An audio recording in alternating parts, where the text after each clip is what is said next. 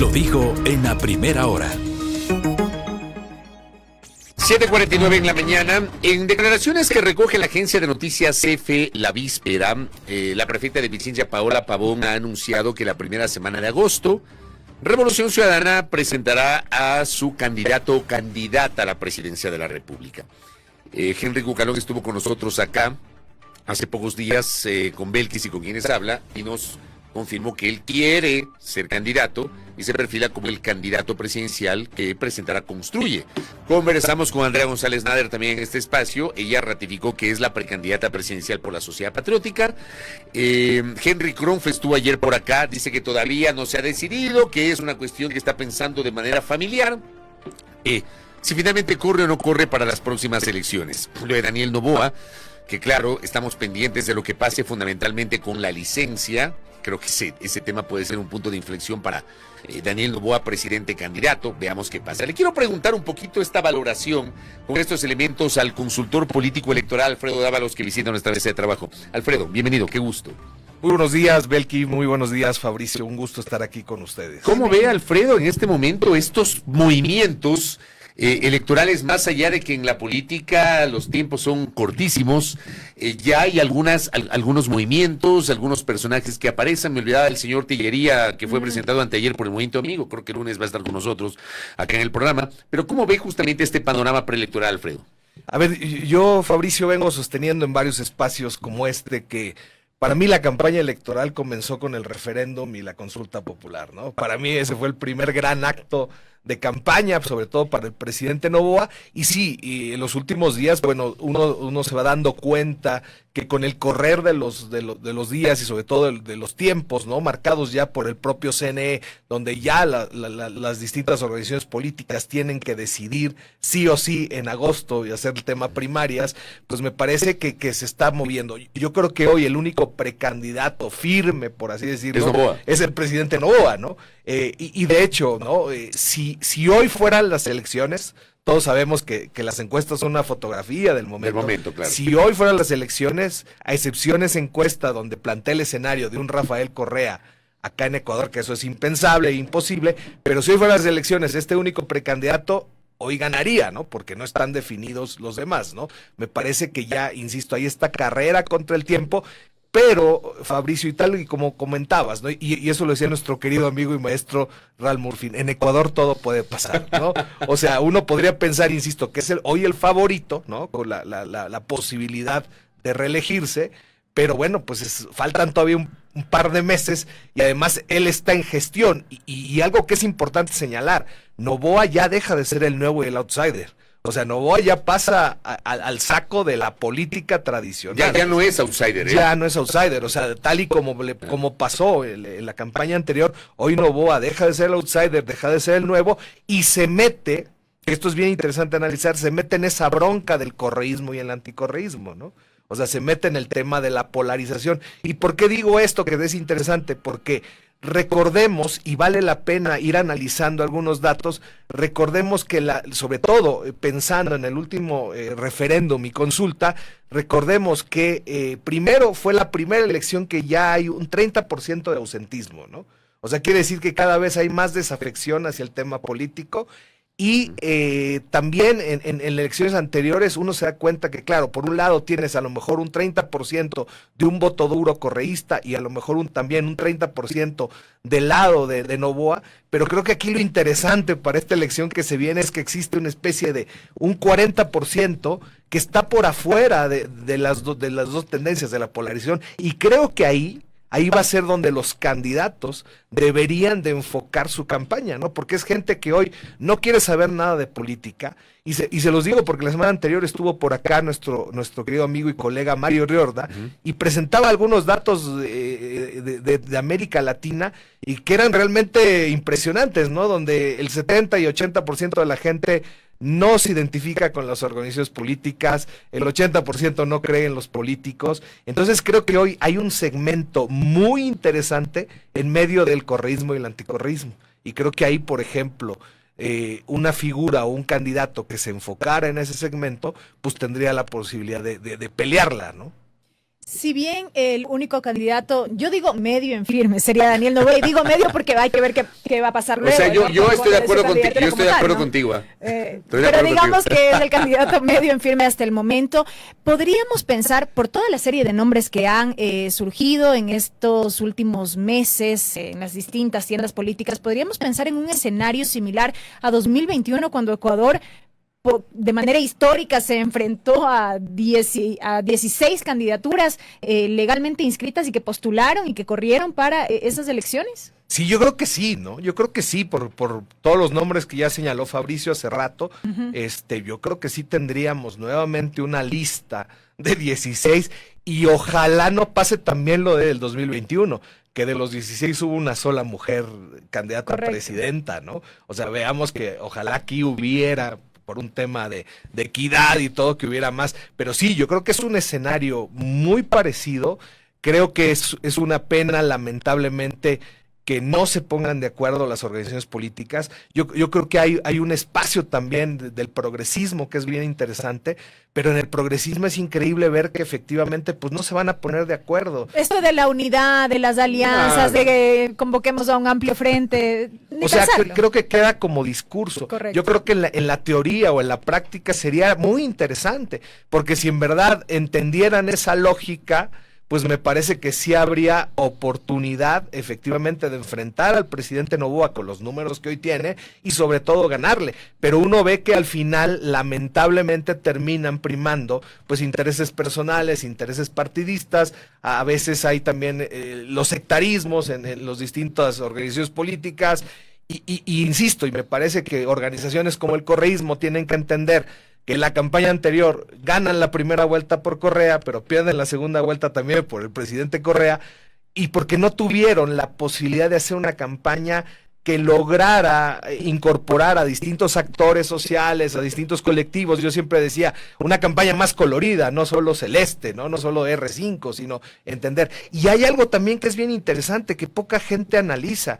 Que, por ejemplo, Luisa González en la primera vuelta anterior saca un 32%, pero en la segunda vuelta saca un 48%, o sea, quiere decir que hubo un 15% más. Que sumaron, claro. Que sumaron, pero aquí lo interesante es decir, bueno, ¿de dónde viene ese voto? ¿Quién le prestó ese voto? O sea, viene de Topic, viene de Yaku. Porque uno entendería que el 33% de la primera, 33% de la primera vuelta es el voto duro del correísmo.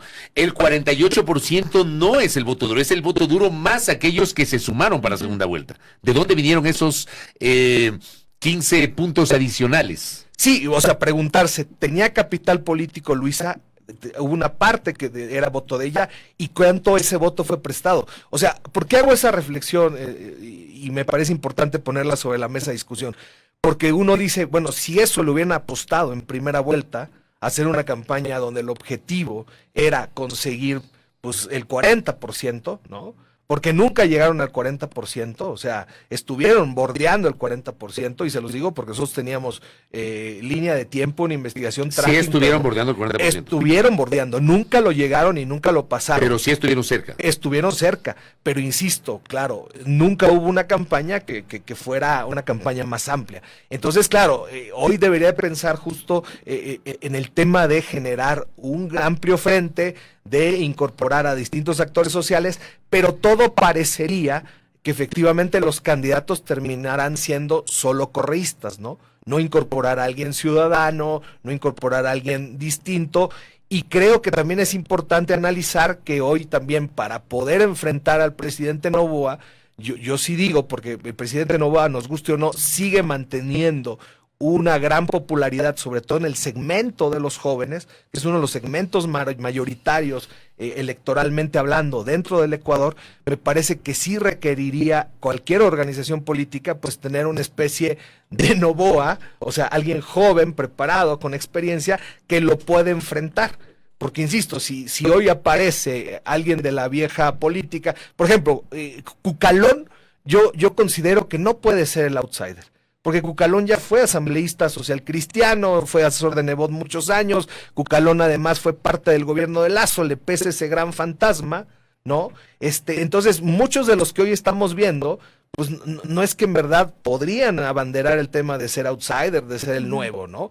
Entonces ahí va a ser interesante, ¿no? Yo creo que los próximos días son cruciales en la designación de candidatas o candidatos para efectivamente poder enfrentar hoy al precandidato que pues está en teoría pues fijo, ¿no? A Noboa le alcanza con captar parte de la atención o respaldo, si se quiere, de un segmento de la población joven. Y lo pregunto porque una de las críticas que se ha hecho en este último tiempo al presidente son todos estos frentes que se abre con los diferentes sectores, actores políticos, autoridades locales, en fin. ¿Es estratégico este accionar del presidente de la República, siendo que se proyecta como candidato presidencial para las próximas elecciones? Lo que pasa es que se está peleando con un segmento que, entre comillas, es mucho más político, y se está peleando muchas veces también con el círculo rojo, y se está peleando con esa gente que hoy te habla de política. Pero, por ejemplo, yo recuerdo hace también algunos meses, cuando fue el informe de gobierno, me acuerdo que también un periodista me decía, pero es que este informe duró menos, este informe no tuvo contenido, y yo le decía, pero al final no terminamos discutiendo lo del informe, terminamos discutiendo los zapatos, terminamos discutiendo que si Entonces, yo creo que hoy el presidente Noboa y su equipo tienen clarísimo que a quienes les están hablando no son políticos, les están hablando en sus códigos y en sus lenguajes, y estos jóvenes, nos guste o no, estos jóvenes, las acciones, o sea, para ellos, por ejemplo, lo de Durán de ayer es como una especie de videojuego, ¿no? O sea, llegar en tanques con las banderas, la toma de la embajada mexicana es como un videojuego, es decir, ay, qué pantalones tiene mi presidente. Entonces, claro. Déjame interrumpirte, porque ayer me llegó un dato que me enviaron los amigos que hacen análisis de Zeus System. Ellos hacen análisis digital y me enviaron esta reflexión.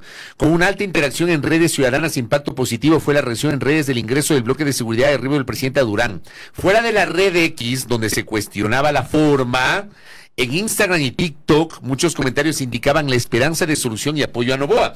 Claro, tiene sentido porque en X está el denominado círculo rojo, pero en Instagram y en Facebook y en TikTok están aquellos que no forman parte del círculo rojo, y de acuerdo a este análisis, que es un análisis con data de lo que pasa a nivel digital, resulta que efectivamente hubo esta sensación de que el presidente llega con las tanquetas a Durán, etcétera, etcétera, ¿no? Un poco para matizar lo que estás diciendo. Totalmente, Fabricio, y yo les cuento, porque les decía, la última campaña presidencial tenemos un centro de inteligencia política que monitoreábamos, no solo medios tradicionales, sino el tema digital a través del Big Data y ya la inteligencia artificial. Los videos más impactantes fue uno de Lavinia en la campaña presidencial y uno de Noboa, ¿no? Y era curioso porque, claro, Rafael Correa lideraba X, ¿no? Luisa y Arauz lideraban Facebook, pero claro, cuando tú veías quiénes lideraban TikTok y quiénes lideraban Instagram, era Noboa y la esposa, y sobre todo, les digo, el video más impactante fue uno de Lavinia, ni siquiera el propio presidente. Entonces, claro, eso es lo que hay que entender, que a veces creemos que le estamos hablando a todos, y efectivamente le estamos hablando al círculo rojo y a esa gente que hoy sí le preocupa la política. Pero insisto, en el tema de los jóvenes, y además también me parece importante tener claro un dato que es clave en el Ecuador, porque de 16 a 45 años, ¿no? Representan el 60% de la población, o sea, el 60% del segmento electoral. O sea, quiere decir que 6 de cada 10 electores son un segmento joven. Incluso los chicos de 16 y de 17, que a veces las organizaciones políticas no les paran bola. Las últimas 3, 4, 5 elecciones está comprobado que ese segmento que vota por primera vez está votando en un 85, 90%, incluso por la curiosidad, ¿no? Por ser la primera vez, o sea, ¿qué va a pasar? Entonces, claro, creo que lo que está pasando es que la gran mayoría de organizaciones políticas están en el mundo X, ¿no? Están tratando de hablar al segmento político, y el presidente Noboa, insisto, con distintas acciones que son totalmente basadas en lo que George Balandier lo nombraba como la teoría del espectáculo, ¿no? O sea, ver estos grandes despliegues, estos temas insisto, que parecerían videojuego. Eso los jóvenes dicen, qué bestia, o sea. Acá dicen, o sea, el presidente gobierna como un videojuego, me supongo como Free Fire. Sí, o sea, es que parecería, ¿no? O sea, si uno hace la crítica de la embajada, O sea, y a mí me pasó, yo como mexicano, yo más bien preocupado, pero había gente que ese tema de la embajada, insisto, era como un videojuego, Sí. pues de que qué padre nos tomamos la embajada de México, ¿no? Entonces, esa es la parte compleja, pero insisto, el gran análisis que tenemos que hacer, que a ese segmento está conectando, les está llegando, está hablando en sus códigos y lenguajes, y las otras organizaciones políticas no lo están haciendo. Alfredo, para cerrar, y hemos hablado del presidente, del papel del correísmo, que supuestamente la primera semana de agosto nos presentará su candidato o candidata, pero nos hablaba de este 40% del elector, que no está en estas antípodas del ISTE y del ANTI. ¿Hay espacio para un outsider? Sí, yo creo que sí. Sí hay. Sí, yo creo que sí. ¿Y se advierte, se ve el advenimiento de un outsider o todavía no? Yo no lo veo. O sea, yo creo que Ni Cucalón, ni Andrea González Nader, ni Tillería, ninguno de estos es outsider. No lo ve. No lo ve. O sea, yo digo, Cucalón lo veo político. Cucalón lo veo además con el muerto de Guillermo Lazo cargado en sus espaldas. A González tampoco la veo. El nuevo amigo que ni siquiera me acuerdo, que creo que estudió en Inglaterra, que creo va por el movimiento amigo, no lo veo hoy. O sea, insisto, ¿no? Nuevamente haciendo referencia a lo de Ralph en Ecuador, todo puede pasar. Recordemos, Noboa antes del debate tenía un 3% o 6% de intención de voto. El debate, el postdebate, la pelea de Topic con Rafael Correa, mostrarse como el outsider, él le termina quitando el mote de outsider a Topic. Pero hoy yo no veo a alguien, no se perfila a alguien. Ojo, estamos ya contra el tiempo, ¿no? O sea, la gente no vota por aquel o aquella persona que no conoce. O sea, si hoy apareciera el outsider, se tendrían que hacer acciones de alto impacto, en corto tiempo, que lo terminaran posicionando. O sea, debería de tener una agenda que impacte. Ahí, pues, yo creo que la sugerencia, ¿no? Pues, de repente, si saliera un outsider, pues, yo creo que si se quiere posicionar, pues, que se pelee con Rafael Correa. Rafael Correa se encargaría de posicionarlo rápidamente. Y ahí sería, por ejemplo, una estrategia. O también con el presidente Noboa, ¿no? Yo creo que ahí se podría pelear con cualquiera de los dos y ahí le terminarían dando agenda. Recordemos, y por qué digo lo del presidente Correa, porque recordemos que en los últimos días, pues cualquier cosa que hace Noboa le pone como una cascarita de plátano y cae, ¿no? Y también fue el presidente Correa quien termina antes del debate y después del debate, en el postdebate, posicionando a Noboa. Claro. Entonces, que Noboa fue al que mejor le fue en la primera vuelta. Claro, entonces yo creo que ahí está una estrategia, ¿no? O sea, se quiere posicionar rápido, pues ya saben contra quién darse, ¿no? Alfredo, interesante aporte para el debate sobre este tema. Le vamos a comprometer a nuestro invitado para que nos vuelva a acompañar. Gracias, Alfredo. Gracias. No, gracias a ustedes, un placer y a las órdenes siempre. Gracias al consultor político electoral Alfredo Dávalos, aquí en A Primera Hora. Primera plana. Todas las noticias, todas las voces.